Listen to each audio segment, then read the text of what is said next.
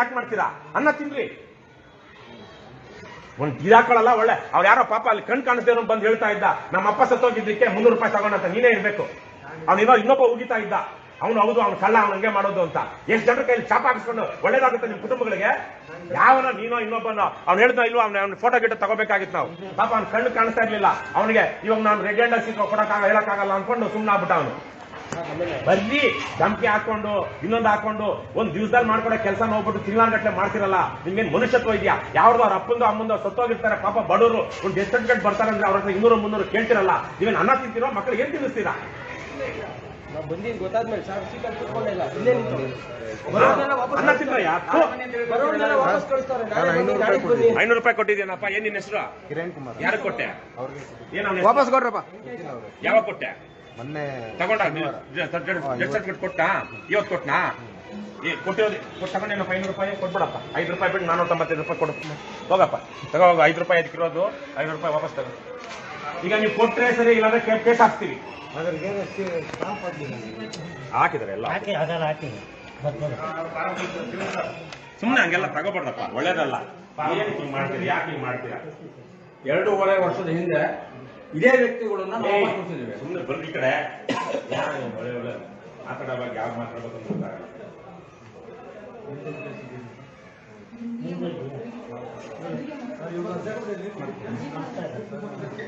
ಹೋಗಮ್ಮ, ನಿಮ್ ಕೆಲಸ ಇದ್ರೆ ಮಾಡ್ಕೊಂಡು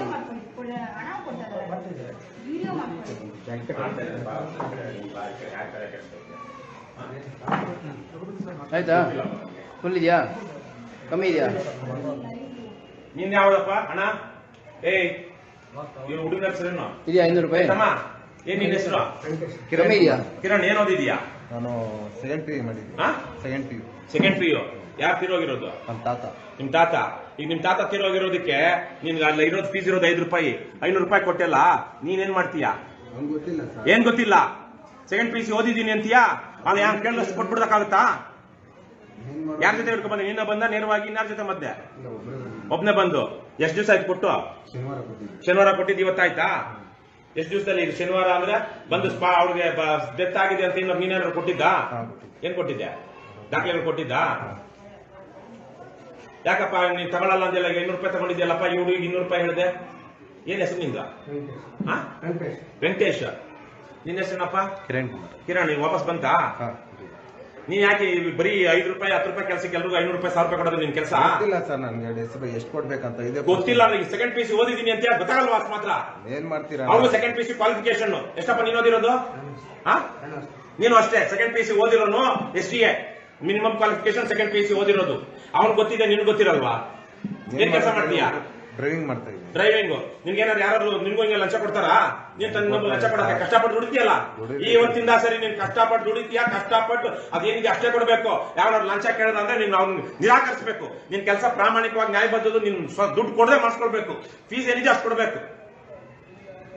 ಬರೀ ಈಗ ನಿಮ್ಮಂತವ್ರು ಯುವಕರೆಲ್ಲ ಬುದ್ಧಿ ಇರುವಂತವ್ರು, ಧೈರ್ಯ ಇರುವಂತವ್ರು, ಶ್ರಮ ಪಟ್ಟು ದುಡಿಯೋರು, ದಿವಸ ಕೂಲಿ ಮಾಡುವಂತವ್ರು ನಿಮ್ಮನ್ನ ಕಿತ್ಕೊಂಡು ತಿಂತಾ ಇದಾರೆ. ನಿನ್ ಪ್ರಜ್ಞೆ ಬೇಡವನಪ್ಪ?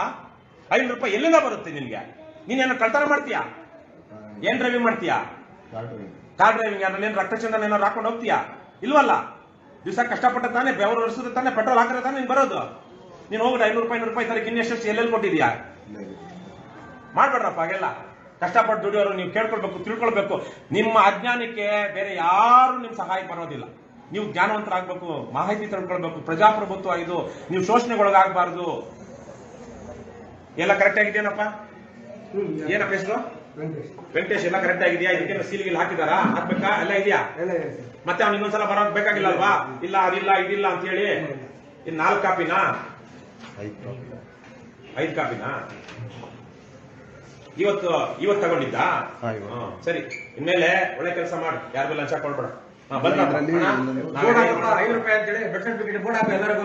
ಮಂಜುನಾಥ್ ಇನ್ನೇನಿದೆಯಾ? ಅವ್ರದ್ದು ಕೊಟ್ಟಿದ್ದೀರಾ?